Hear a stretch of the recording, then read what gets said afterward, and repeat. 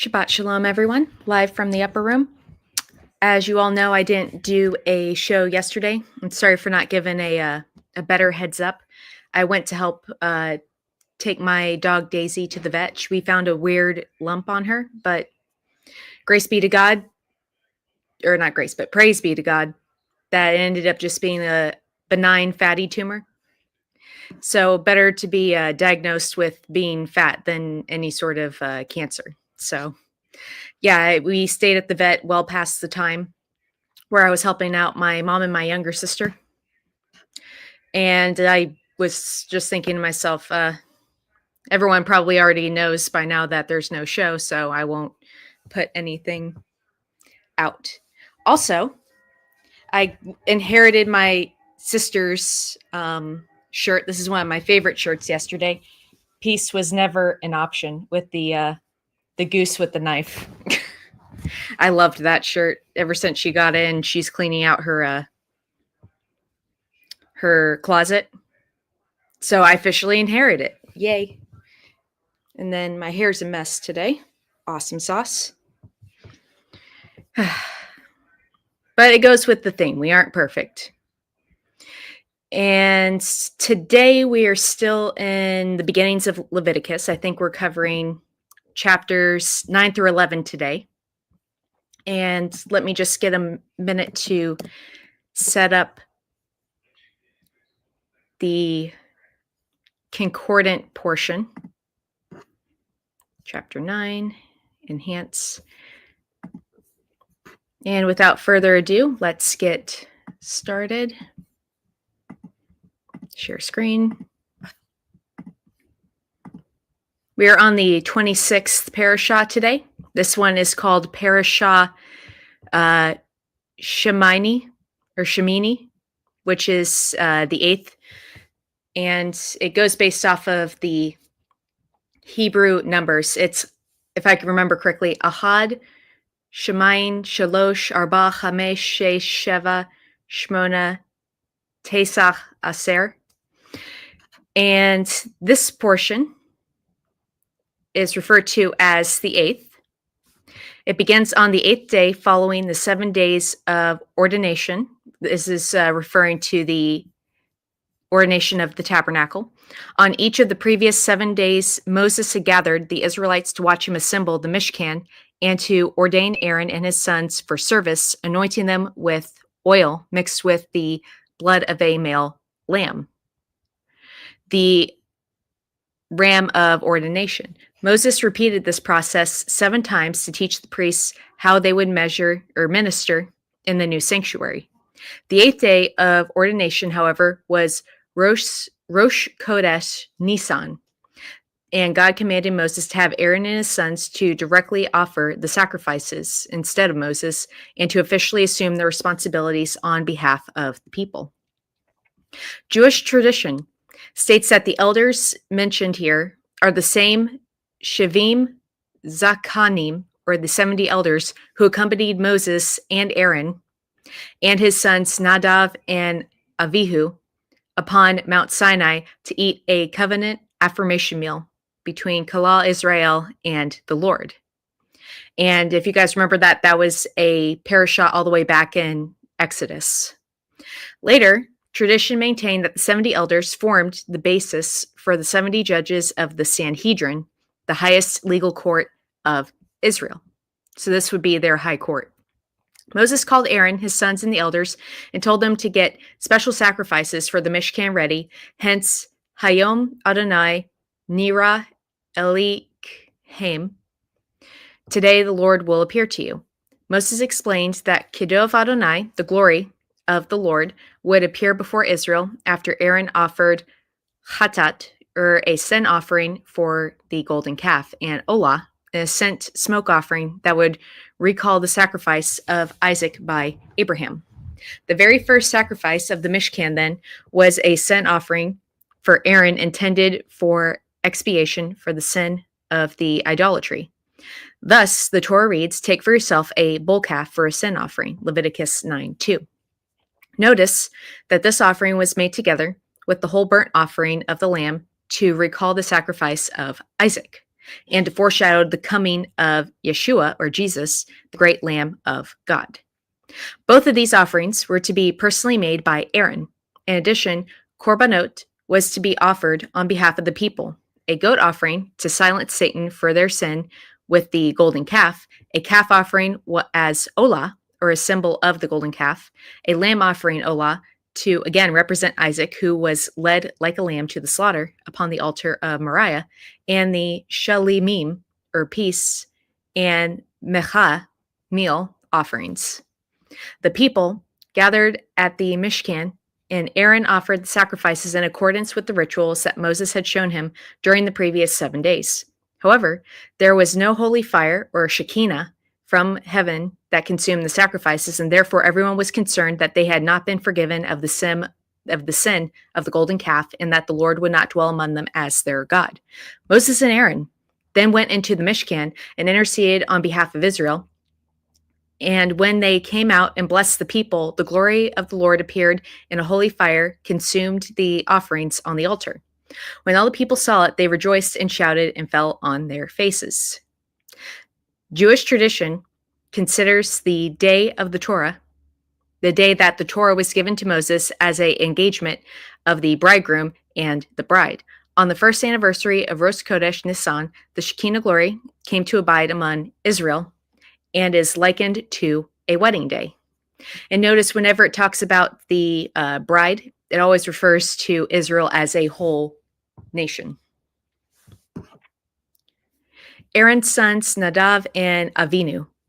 Aaron's two oldest sons, Nadav and Avinu, were considered two of the greatest of the Israelites next to Moses and Aaron, and were even considered greater than the 70 elders who accompanied Moses and Aaron upon Mount Sinai to ratify the giving of the Sefer HaBrit and giving of the law to Israel. In the midst of the tabernacle dedication celebration, however, tragedy struck as they took it upon themselves to offer their own korban in the Holy of Holies of the Mishkan. According to Jewish tradition, they reasoned that the ketoret, or the incense, was the holiest of offerings, and since the Holy of Holies was the holiest place, they would offer their gift to the Lord there. Apparently, they further reasoned that the laws of the sacrifice given for Yom Kippur were the same as those given at this dedication. And since Yom Kippur required the presentation of incense within the Holy of Holies, they decided this was the right thing to do on this occasion as well. However, since this was not the prescribed means of offering sacrifice, the Lord considered the incense offering to be a strange fire, and they were both consumed before the Lord. Jewish tradition claims that they were burned from the inside out, and their corpses were carried by the angel outside of the Holy of Holies. Moses' cousin, Michelle and Etzalvan, were told to take their bodies outside the camp to be buried. Aaron and his remaining sons were not allowed to leave the Mishkan or even to mourn their loss, since this sin considered the sanctification of the name of God. The Israeli people, however, were allowed to mourn for Aaron's two sons who were killed. Moses reminded Aaron that the sanctity of the Lord was the issue, even if Tzaddikim like these were not spared by offering korbanot inappropriately. And remember, Tzaddikim means just people, because in Judaism, to be a tzaddik is to be a upright person. So even though they were killed, it would seem that they were still considered to be tzaddikim, because it's even being very, very clear right here. Even tzaddikim like these, so they were still considered to be upstanding people, were not spared by offering korbanot inappropriately. So there's the humanity of it. They had good intentions, but they still sinned because they're mortal. They're sinners. Remember, read the little ticker tape going across the bottom of the thing here. Warning, we are in kingdom territory. No flesh can subject itself to God's law. Romans 8:7-9. And at the time, at this particular time, it was thought that one could obtain absolute holiness, or at the very least enough holiness to warrant your own righteousness. But even back then, as this example shows, even that's not correct, because these men, even though they were considered to be tzaddiks, still missed the mark and suffered the consequences for it. And we have to remind ourselves that no matter how good we may see ourselves, no matter how hard we try, we are made to fall short because we are mortal. He also reminded Aaron that the Lord had forewarned him that he would punish those who were closest to him, and that certainly applied to those who were commissioned to offer sacrifices in the Mishkan. And this is another example of how those who are closer to the Lord are judged and corrected more harshly. And even though this seems like a very, very harsh correction, you can rest assured that both of Aaron's sons are going to be reunited with him one day, probably at the Great White Throne. They are going to be living with God for eternity in peace because of what Christ Jesus did.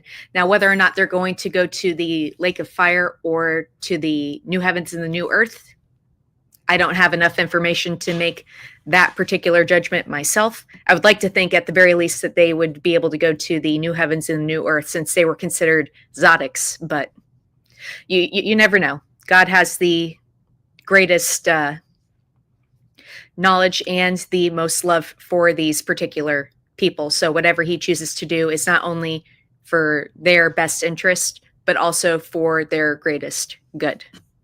The sin of presumption may have been the result of wine drinking that occurred during the festivities, since the Lord's first direct command to Aaron, as opposed to Moses, mentioned the prohibition of drinking wine before and during avoda. See Leviticus 10:8-9. So it may have been the fact that they weren't in their right mind that they were considered sinful.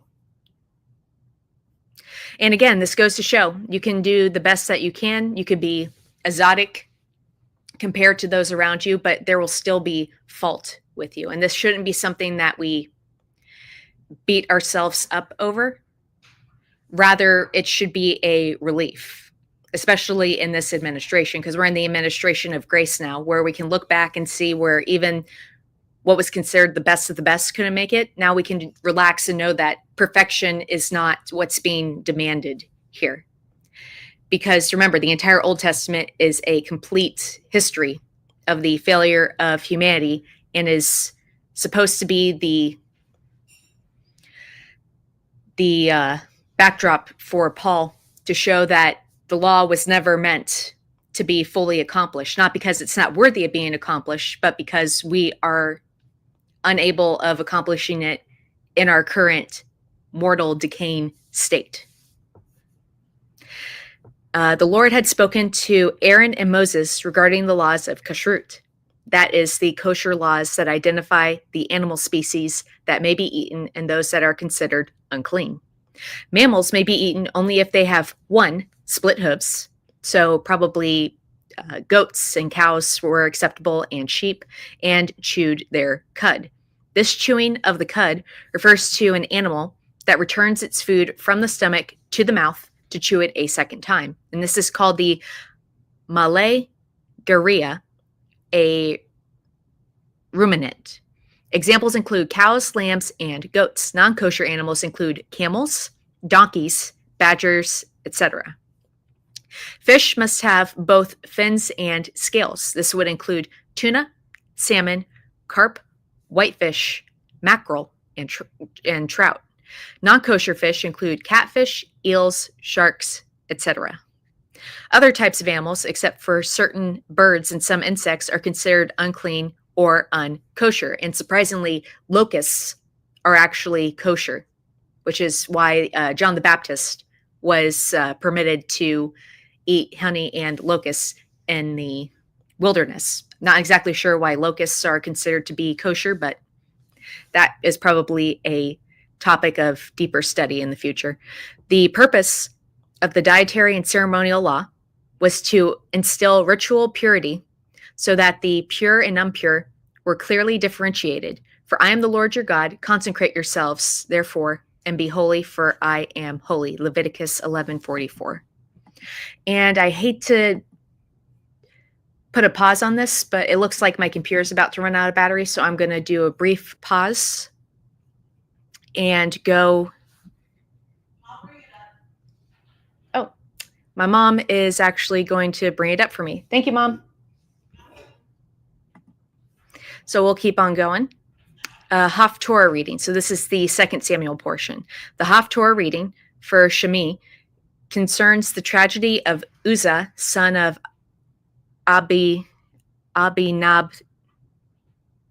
These names, dude. Of Abi, we'll just say Abi for right now. The Aaron Ha-Elohim, or Ark of the Lord, that was placed in the Holy of Holies, was being returned triumphantly on a wagon from the Philistines who had captured it. The procession was being led by two of the sons of Abi, Uzzah and Ahiu, with Ahiu leading the oxen that are pulling the wagon and Uzzah standing beside the ark. However, when the oxen stumbled and Uzzah reached out to steady the ark, the Lord became angry and struck him dead on the spot. Hi, Daisy. You want to come say hi? Come here. Aw. Thank you, Mom. Mm-hmm. Love you, Daisy. Good morning. I'm just a mess. Lots of love from Mama Wolf to you guys. Where was I? Oh, yeah, right here. However, when the oxen stumbled and Uzzah reached out to steady the ark, the Lord became angry and struck him dead on the spot. King David, greatly afraid, then decided to leave the ark at the house of Obed-Edom, the Gittite. David soon learned that Obed-Edom, the Gittite, had been wonderfully blessed by the presence of the ark, so the decision was made to restore it to Jerusalem. David carefully removed the ark, and every 6 steps made a sacrifice. The procession ended with the placement of the ark in the tent that David had pitched for it in Jerusalem.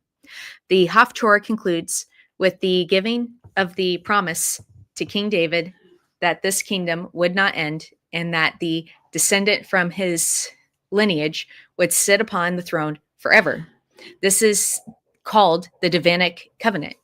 The Messiah, Yeshua, a descendant of King David, is the true heir and inheritor of this promise. Brief pause, because we have a guest at the moment.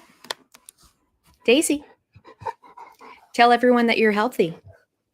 Sweet girl. I don't know if you guys can see it, but the golden glitter is on point right now.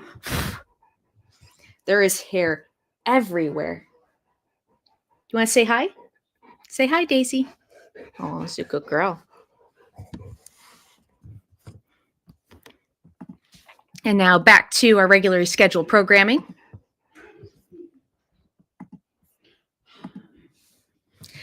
And we conclude with the Brit Hadasha, which is a reading from the book of Hebrews, which concerns the role of the Messiah Yeshua as our Kohen Gadol, or high priest, who was authorized by the word of oath from God himself to be the mediator of the new covenant based on better promises. Instead of daily sacrifices offered by the earthly priests in the physical Mishkan and later at the temple, Yeshua, God the Son, which is a false expression, he's not God the Son, he is the Son of God, once for all offered himself up as a sin barrier of the world in the holy places made without hands, that is, in the true reality of which the Mishkan was only a shadow. Believers in Yeshua have a new altar, wherefore they have no right to eat who serve the tabernacle. Consequently, he is able to save the utmost those who draw near to God through him, since he always lives to make intercession for them. Hebrews 7:25. And now, with that said, let's actually get to reading the Torah portion. We want to go to the concordant. There we go. And we're reading from 9:1 to 11:47. Perfect. It came to be on the 8th day that Moses called Aaron and his sons and the elders of Israel. He said to Aaron, "Take for yourself a young bull calf of the herd as a sin offering and a ram for the ascent offering, both of them flawless, and bring them near before Yahweh. And to the sons of Israel shall you speak, saying, Take a hairy goat as a sin offering, also the calf and a sheep, both of them a year old and flawless, as an ascent offering. Also a bull and a ram for a peace offering to sacrifice before Yahweh, and an approach present mingled with oil, for today Yahweh will appear to you." So they took what Moses had instructed in view of the tent of appointment, and the whole congregation came near and stood before Yahweh. And Moses said, "This is the thing which Yahweh has instructed that you should do, so that the glory of Yahweh may appear before you." Then Moses and to Aaron came near to the altar. "Offer your sin offering and your ascent offering. Make a propitiatory shelter about you and about the people. Offer the approach present of the people and make a propitiatory shelter about them, just as Yahweh had instructed." Aaron came near to the altar and slew the calf of the sin offering, which was for himself. Then the sons of Aaron brought near the blood to him. He dipped his finger into the blood and put it on the horns of the altar, and the rest of the blood he poured out at the foundation of the altar. The fat and the kidneys and the protuberance of the liver from the sin offering he caused to fume on the altar, just as Yahweh had instructed Moses. The flesh and the hide one burned in fire outside the camp. Then he slew the ascent offering. When the sons of Aaron provided him with the blood, he sprinkled it against the altar round about. For the ascent offering, they provided him with its pieces and the head, and he caused them to fume on the altar. He washed the inwards and the shanks and caused them to fume on top of the ascent offering on the altar. Next he came near with the approach present of the people and took the hairy goat of the sin offering, which was for the people, slew it, and made it a sin offering like the first. He brought near the ascent offering and offered it as the custom. He brought near the approach present, filled his palm from it, and caused it to fume on the altar aside from the ascent offering of the morning. When he slew the bull and the ram and sacrifice of peace offerings, which were for the people, when the sons of Aaron provided him with the blood, he sprinkled it against the altar round about. As for the fat portions from the bull and from the ram, the fat tail and the covering fat, the kidneys and the protuberance of the liver, they placed the fat portions on top of the chests and caused the fat to fume on the altar. The chests and the right leg Aaron waved as a wave offering before Yahweh, just as Yahweh had instructed Moses. Then Aaron lifted up his hands towards the people and blessed them. He descended after he had made the sin offering, the ascent offering, and the peace offerings. Now Moses and Aaron went into the tent of appointment. When they came forth, they blessed the people. Then the glory of Yahweh appeared to all the people. Fire came forth from before Yahweh, and it devoured the ascent offering and the fat portions on the altar. When all the people saw it, they were jubilant and fell on their face. The sons of Aaron, Nadab and Avinu, each took his fire pan and put fire in them, placed incense on it, and came near before Yahweh with alien fire or strange fire, such as he had not instructed them. And fire came forth from before Yahweh and devoured them, and they died before Yahweh. When Moses said to Aaron, "That is what Yahweh spoke of, saying, Among those near me shall I be hallowed, and in the presence of all the people shall I be glorified."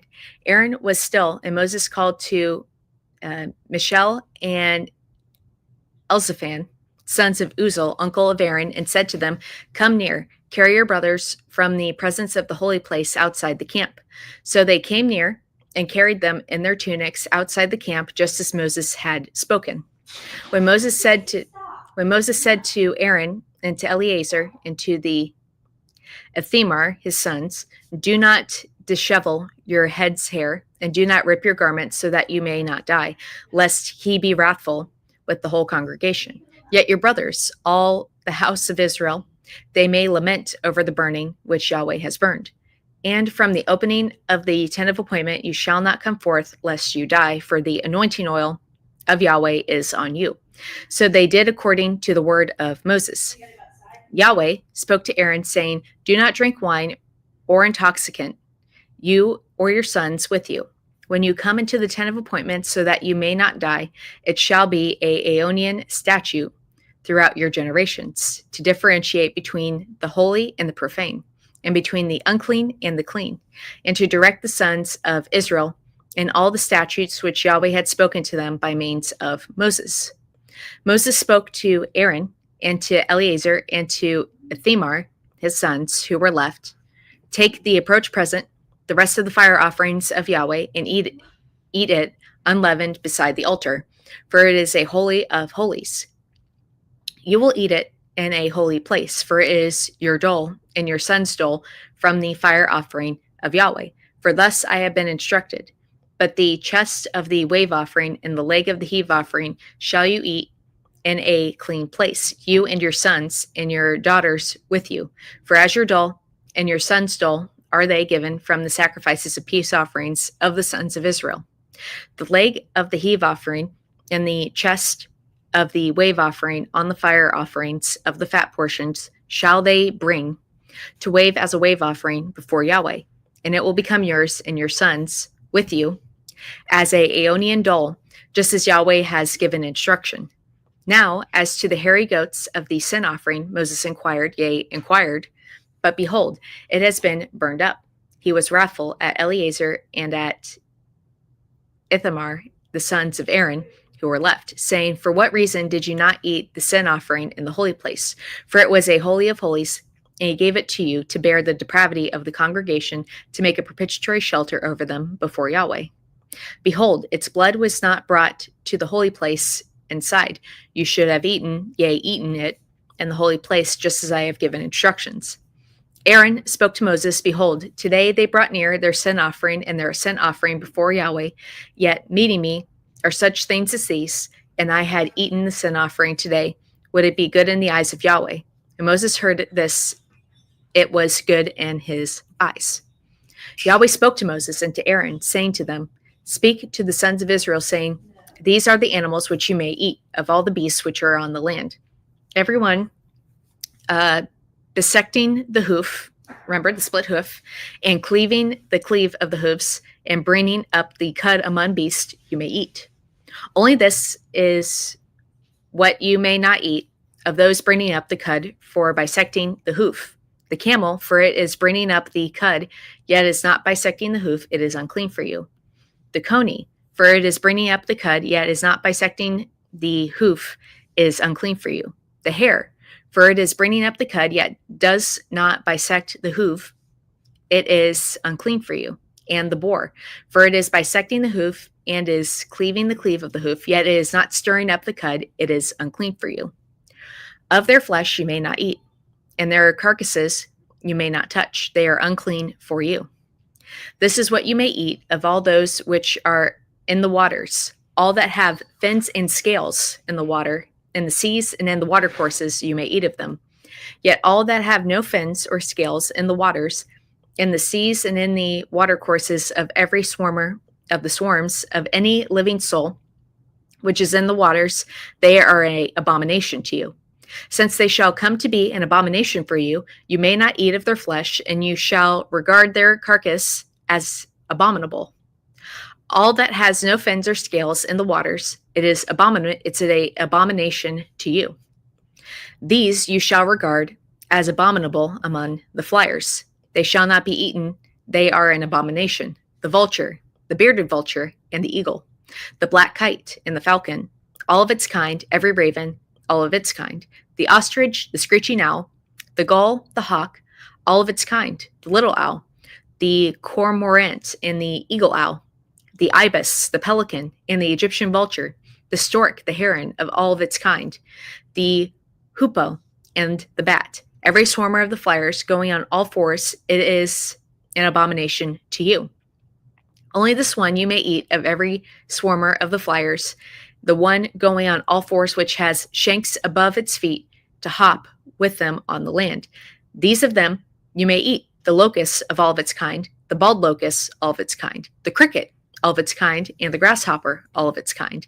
Yet every other swarmer of the flyers which has 4 feet, it is an abomination to you. Also, you are defiling yourselves with these. Anyone touching their carcasses, he shall be unclean until the evening. Anyone carrying some of their carcasses, he shall rinse his garments, and he will be unclean until the evening. As for every beast which is bisecting the hoof, yet the cleft it is not cleaving, and the cud it is not bringing up, then they are unclean for you. Anyone touching them, he shall be unclean. And anything going on its soles among all the animals going on all fours, they are all unclean for you. Anyone touching their carcasses, he shall be unclean until the evening, and the one carrying their carcass, he shall rinse his garments, and will be unclean until the evening. They are unclean for you. This is unclean to you among the swarmers swarming on the land, the weasel, the rodent, the great lizard, all of its kind, the gecko, the monitor, the lizard, the sand lizard, and the chameleon. These are unclean to you among all the swarmers. Anyone touching them in their death, he shall be unclean until the evening. And anything on which any of them should fall in their death, it shall be unclean, from every article of wood or garment or leather or sackcloth to every article in which work is done. Into the water shall it be brought, and it will be unclean until the evening. Then it will be clean. Yet every earthenware vessel in the midst of which any of them should fall, all that is in the midst shall be unclean, and you shall break it. Any food which may otherwise be eaten, on which such water should come, shall be unclean, and any drink which may otherwise be drunk in any such vessel shall be unclean. Also, anything on which some of their carcasses should fall, it shall be unclean. A stove or an oven, it shall be broken down. They are unclean. They shall become unclean to you. Only a spring or cistern, a confluence of water, it shall remain unclean. Yet whatever is touching their carcasses, it shall be unclean. In case anything from their carcass should fall away on any sowing seed which is sown, it shall be clean. Yet in case water was put on the seeds and anything from their carcass fell on it, it shall be unclean for you. And I think I read a little bit past where I was supposed to go. Oh no, 47, not 37. We're still rocking and rolling. In case any of the beasts which is yours for food dies, the one touching any of its carcasses, he shall be unclean until the evening. And the one eating of it, its carcass, he shall rinse his garments and will be unclean until the evening. Also, the one carrying any of its carcass, he shall rinse his garments and will be unclean until the evening. Any swarmer swarming on the land, it is an abomination, it shall not be eaten. All going on the torso and all going on the force, even all on many pairs of feet of any swarmer swarming on the land, you may not eat of them, for they are an abomination. Do not make your souls abominable with any swarming swarmer, nor shall you defile yourselves with them, for you will be unclean by them. For I, Yahweh, am your Elohim. So you will sanctify yourselves and become holy, for I am holy. Hence you shall not defile your souls with any swarmer moving on the land, for I, Yahweh, am the one bringing you up from the land of Egypt to be your Elohim. So you will become holy, for I am holy. This is the law about the beasts, the fire of every living soul moving in the water, and about every soul swarming on the land, to differentiate between the clean and the unclean, between the animal which may be eaten and the animal which may not be eaten. And now we are going to jump to 2 Samuel, number 6, 1 through 17, 7, 17. So 6, 1 to 7, 17. David again gathered all the choice men in Israel, 30 contingents. Then David and all the people with him set out and went to Baalel of Judea to bring up from there the Kopher of the one Elohim, over which the name is called, the name of Yahweh of hosts, dwelling over the cherubim. They let the Kopher of the one Elohim ride on a new cart and carried it away from the house of Abinadab on the hill. Uzzah and Ahiu, sons of Abinadab, were leading the new cart. Thus they carried it away from the house of Abinadab on the hill with the Kopher of the one Elohim, and Ahiu was walking before the Kopher. David and all the house of Israel were gambling. Is that how you would say it? I guess so. They were gambling before Yahweh with all their strength and with songs, with harps and zithers, with tambourines, with sistrums and cymbals. When they came to the threshing site of Nikon, Uzzah stretched forth his hand to the coffer of the one Elohim and took hold of it, for the oxen were restive. And the anger of Yahweh grew hot against Uzzah, and the one Elohim smote him there for his carelessness, and so he died there by the coffer of the one Elohim. Now the distress of David grew hot because Yahweh had breached a breach against Uzzah, and one has called that place Perez Uzzah until this day. And I'm not exactly sure what that equates to, but usually when a place is named, it has a special meaning behind it. David became fearful of Yahweh on that day. He said, "How can the coffer of Yahweh come to me?" So David would not take away the coffer of Yahweh to himself into the city of David, and David had it turned aside to the house of Obed Edom the Gittite. So the coffer of Yahweh remained with the house of Obed Edom the Gittite 3 months, and Yahweh blessed Obed Edom and his whole household. When it was told to the king David, saying, "Yahweh has blessed the house of Obed Edom and all that he has for the sake of the coffer of the one Elohim," then David went and brought up the coffer of the one Elohim from the house of Obed Edom to the city of David amid rejoicing. It came to be, when the bearers of the coffer of Yahweh had marched 6 steps, that he sacrificed a bull and a fatling. David was frisking when all his strength before Yahweh, and David was girded with a linen ephod. Thus David and all the house of Israel were bringing up the coffer of the covenant of Yahweh with shouting and with the sound of trumpets. As the coffer of Yahweh was entering the city of David, Saul's daughter, Michal, gazed out through the window shutters and saw David prancing and frisking before Yahweh, and she despised him in her heart. This is the story of David dancing vigorously before Yahweh and his wife, for some reason being upset by it. I don't know what the significance of that story is. Thus they brought in the coffer of Yahweh and put it in its place in the midst of the tent that David had pitched for it. When David offered up an ascent offering before Yahweh and peace offerings, when David had finished offering up the ascent offering and the peace offerings, he blessed the people in the name of Yahweh of hosts. And he distributed portions among all the people, among the entire throng of Israel, both man and woman, to each one perforated loaf of bread, 1 date cake, and 1 raisin cake. Then all of the people left, everyone to his home.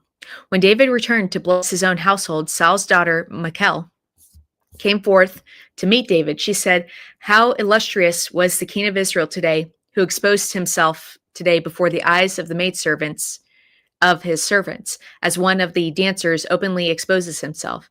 David replied to Michal, "Before Yahweh I have danced. Blessed be Yahweh, who has chosen me rather than your father or any one of his household to commission me as a governor over the people of Yahweh for Israel. I will gamble before Yahweh. I will be dishonored even more than this. I will become low in your eyes, yet with the maidservants of whom you speak, with them I shall be glorified. As for Saul's daughter Michal, to her came no child until the day of her death." Chapter 7.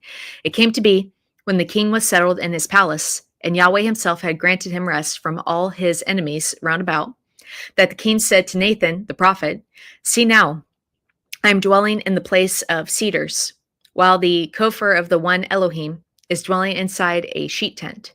Nathan replied to the king, "Go ahead, do all that is in your heart, for Yahweh is with you." But it was in the same night that the word of Yahweh came to Nathan the prophet, saying, "Go and say to my servant David, thus says Yahweh, should you build me a house for me to dwell in? For I am not dwelt in a house from the day that I brought the sons of Israel up from Egypt until this day, but I have been moving about in a tent and a tabernacle.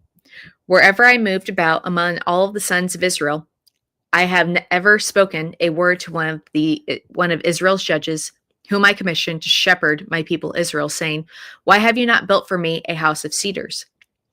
And now thus say to my servant David, thus speak Yahweh of hosts. I myself took you from the homestead, from following the flock, to become a governor over my people, over Israel. I shall be with you wherever you go, and I shall cut off all your enemies from before you. I will make for you a great name, like the name of the great ones who are on the earth, and I will provide a place for my people Israel. I will plant them so that they can tabernacle by themselves and shall no longer be disturbed. The sons of iniquity shall not continue to humiliate them, just as at the first, ever since the day when I commissioned judges over my people Israel. I will give you rest from all of your enemies. Moreover, Israel or Yahweh tells you that Yahweh shall establish a royal house for you. When your days are fulfilled and you lay down with your fathers, then I will raise up your seed after you, and shall come forth from your internal parts, and I will establish his kingdom. He shall build a house for my name, and I will establish the throne of his kingdom for the eon.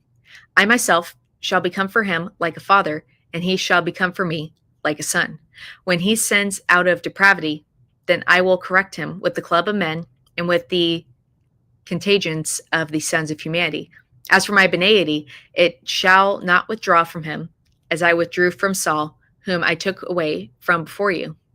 Your house and your kingship will be authenticated before me, and for the eon. Your throne, it shall become established for the eon. According to all these words, and according to all this vision, so did Nathan speak to David. And now we're going to switch over to the book of Hebrews. Dear friend Halsey, thank you so much for coming and for your support, dear friend. Thank you, thank you, thank you. We are going to read chapter 8 of Hebrews, I believe. Chapter 8, verses 1 to 6. So a short little portion here. Now, this is the sum. We're right here. Now, this is the sum of what is being said. Such a chief priest we have, who is seated at the right hand, or at the right of the throne of the majesty in the heavens, a minister of the holy places and of the true tabernacle, which the Lord pitches and not a man. For every chief priest is constituted to offer both approach presents and sacrifices, whence it is necessary for this one also to have something which he may offer. Indeed, then, if we were on earth, he would not even be a priest, where being those who offer approach presents according to the law, who by an example and shadow are offering the divine service of the celestials, according as Moses has been apprised when about to be completing the tabernacle. For see, he is averring that you shall be making all in accord with the model shown to you in the mountain. Yet now he has happened upon a more excellent ministry, inasmuch as he is the mediator also of a better covenant, which has been instituted on better promises. And that concludes this portion of the Haftorah, week 26. I hope you all enjoyed. Thank you so much, everyone, for coming, and thank you so much, everyone who will be watching this later on. Thank you so much to the Celestials, the authorities and sovereignties in the Celestials for joining us today. And I would like to say, everyone have a blessed Shabbos.